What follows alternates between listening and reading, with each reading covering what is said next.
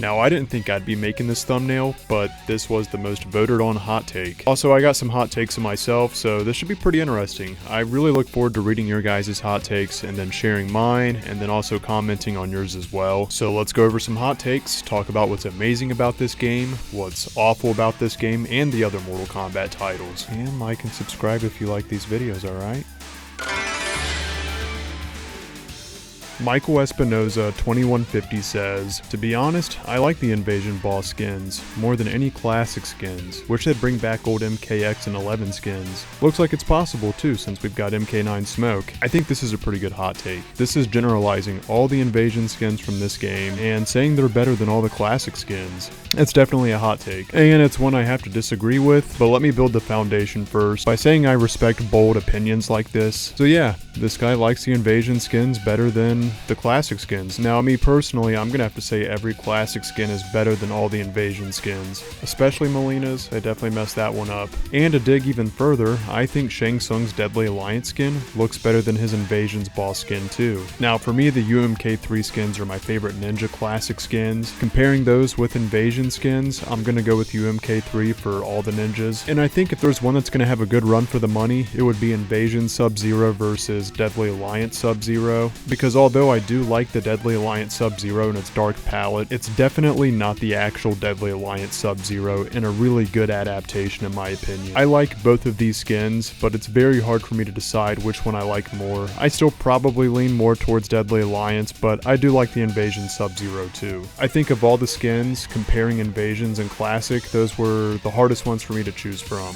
Again, we should be enjoying these hot takes because we as fans are all going to have different opinions. Sure, some of us may agree on some things, but there's so many things existent in Mortal Kombat that a lot of us are going to disagree on some things. And I'm only saying this because some people do get really offended when you don't agree with their opinion in Mortal Kombat. And then there's also those takes where the majority of people usually do agree, and I'll just give a quick example, and that's like Ermac before he was released didn't have a mask. I did a poll on that, 90-something% of people said they preferred him with the mask, and like 7 to 9% of people said they didn't like him with the mask. However, you would think everyone might like him with the mask, but that's still a portion of people that do prefer him without the mask. That was a pretty big vote. I think that was at least like 100 people who said they didn't like the mask on him. Now, this one's not MK1 related, but just to give an example of a hot take, I like Devora as a character. I think she makes a great villain. I can feel the fire coming from some of you right now. That's what this video is about. Also, I don't really care for Stryker. Let me know right now if I'm being sinful or if that's acceptable. But if you're saying it's sinful that I like Devora and you like Stryker, that cuts it out. Doesn't count. Official Meowing Business says that this is the best base roster since Mortal Kombat 9. And you know what? It might not be the hottest take, but think about that for a second. Is it better than MKX? Is it better than MK11? The characters we get to choose from. Is this one of the best games in NRS history for rosters? I would say yeah. This time we do have most of the iconic classic characters on the base roster, with some very cool 3D characters that haven't been seen in a long time. I'm gonna agree with this take, because I think of characters like Sonya and Jax, and it's like, yeah, they would be nice to have back, but it's been so long since we've had characters like Reiko, Ashura, having Li Mei back in the game. Having those characters back and playing with them still for a solid year, I still feel like, yeah, I'd rather have these characters around right now than Sonya or Jax. And this doesn't just apply to Sonya or Jax, I'm just using those two characters as reference because they're in a lot of Mortal Kombat games. They did have to cut ties with some of the originals to make room for some of these older 3D characters. And I think it was the right call. We still do get a lot of classic love in this game, while also bringing back some of the originals from the 3D era that haven't been seen in a long time. It's wild to think there's a generation that wasn't really even around for the arcade era or got to play the 3D era when it was new, so these 3D era characters might even seem like new characters to them. I think MK1 did a double whammy on that. For some people, it's like these are new characters, and then for the old school fans, it's like finally, it's nice to see these characters again. Now, I didn't go full cheap shot like some people do and say, well, you gotta include the cameos too, because if we did include the cameos, of course this would be a slam dunk roster, but I really would have liked to have Movado or Frost on the main roster, especially Movado because, and don't get me wrong, I love Frost, but I always thought Movado was pretty cool, and since his debut in Deadly Alliance, not counting Armageddon, he just never came back. Now, it is still cool to see these characters, don't get me wrong, like Tremor too, but they're not full-fledged characters, so I don't consider them actual characters in the game, but it is nice to see them if that makes sense. But the base roster on its own is still that good that I give it a solid hit that I actually go further than that and say that MK1 is one of the best rosters of all time. I mean, Armageddon has all the classic characters with the 3D era characters. Obviously, the only thing missing is the NRS characters, but I don't think all the NRS characters are that great. I think the 3D era made more interesting characters than the NRS era did. So for me, Armageddon is the top tier of all rosters. MK1 and MK9 are right there because MK9 is all the classic games and arcade characters, except for my boy Cybersmoke, and he was my main in the arcade era, so having him out of MK9 was a blow to me. Aside from that though, Scarlet was a great addition, Cyber Sub-Zero was pretty cool. MK1's roster still cooking, it's definitely up there, it's in my top 3.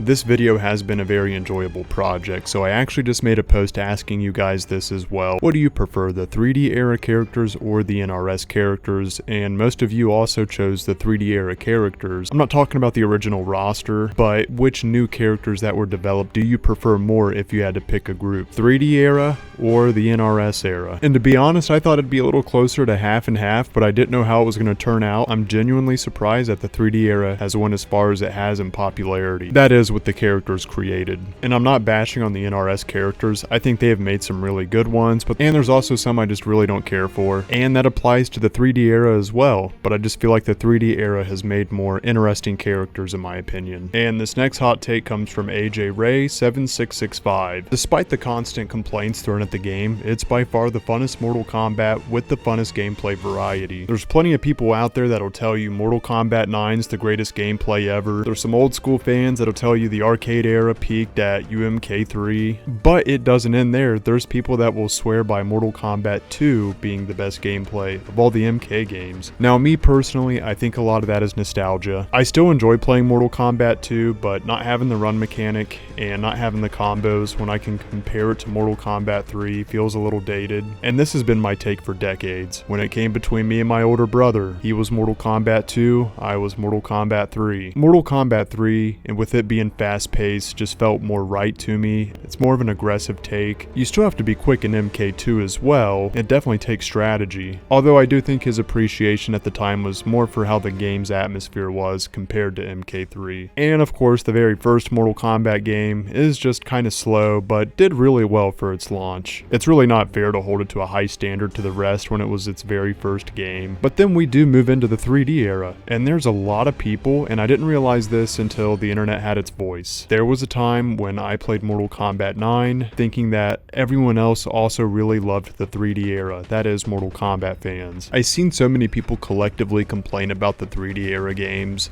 saying that the mechanics were bad and all the character designs were awful because they were all roided out. And really the reviews at the time were the arcade game was the classic Mortal Kombat, the 3D era was a mistake, MK9 is bringing the series back. I'm happy to say since then I have seen more positive reception to the 3D era games. I've always been a fan, and I really love the versus mode of Shaolin Monks. I never see that get talked about much. Not only is the game fun in its story, but the two-player mode's super fun too. In some way, it's almost similar to MK1. Obviously no cameos, but you really rip out the combos and you can throw your opponent in the air and continue the combos. But the air combos do seem to last longer in Shaolin Monks. I mean, you can throw your opponent off the stage. They violently scream and reappear back on the stage with life left to continue the fight.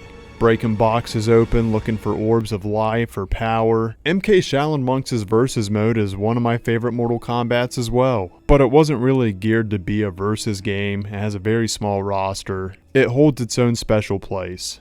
Oh yeah, that's what I'm talking about. But MK1 does play more like MK9. And that's more towards how the mechanics work with the characters' movements. MK9 does have amazing gameplay. That game is a blast. I also love playing MKX, and I'm so glad they brought the run mechanic back. And yes, it is possible to like majority of the Mortal Kombat games. I also really enjoy MK11. However, at the same time, I also main Frost, and she literally is by mechanic the slowest walking character in the game. And I gotta drive this point home real quick. I've seen people say, hey, Mortal Kombat should be more like Street Fighter or Tekken where they build onto their games so they get better and better. I disagree with that. I think Ed Boon is right when he says he likes to make each game different. That way when I go back to play MK11, which by the way I think it's great for showing kids if you're wanting to get them into Mortal Kombat. It's a easier game to pick up, in my opinion, compared to the other MK titles that are more modern. Of the 4 NRS titles we have, I say MK11's perfect for beginners. But I think it's good that they all have their differences, that way when I do play, say, MKX with someone, the gameplay is completely different from MK1, it's a different experience, and it's not going to feel like a completely outdated game. I don't want the feeling of it feeling really similar to the newest game, but just lacking what the newest game has. So I think it's good that they all stand out for their own reasons. That makes me spoiled as a fan that I enjoy them all for their own different reasons too. And rightly so, some people have very preferred ways of playing games, and there's some titles of Mortal Kombat they just don't like and can't play. But for me, I think MK1 nailed it on the head.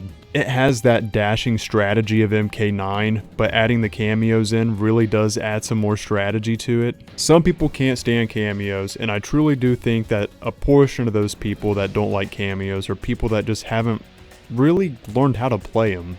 There's people that can't extend combos or utilize cameos, and I think it's very unfair that they criticize cameos when they don't know how to use them. Now, before I do go further into this, yes, I do think you should be allowed, just for fun, to be able to turn cameos off in a match. Do I think it'll kind of break the game? Yeah, in a way, because they are intended to be used. Essentially, a cameo is like a variation for your character, but just that little cameo cooldown is enough to turn a lot of people away. So I'm not against them removing it for a separate game mode. I do respect it for being a core mechanic in the game, it makes sense. And with that said, I think it's so much fun. I'd rather pick from cameos than characters having their own individual variations. Now, Reported Eye left this comment. All these crazy combos we've been seeing wouldn't be possible without cameo characters. It's crazy the amount of damage you can do with the right character and the right cameo. And I'm not sure if his hot take is that's too much or that it is a good thing. Personally, I think it's a good thing. Again, that goes back to the strategy of it, whether you're going to play more defensive and make those sacrifices, because I do feel like there's cameos out there that are going to give you more defense bonuses. Do I think cameos are here to stay in the Mortal Kombat franchise? I really don't. I think it's the staple of this game. But for me, it's been a very, very welcomed feature. Becoming familiar with those cameos is neat. I like how you can customize them. You also get an idea of how they work when you see someone else use them, and finding someone that uses an unorthodox duo is really cool. I agree with this hot take,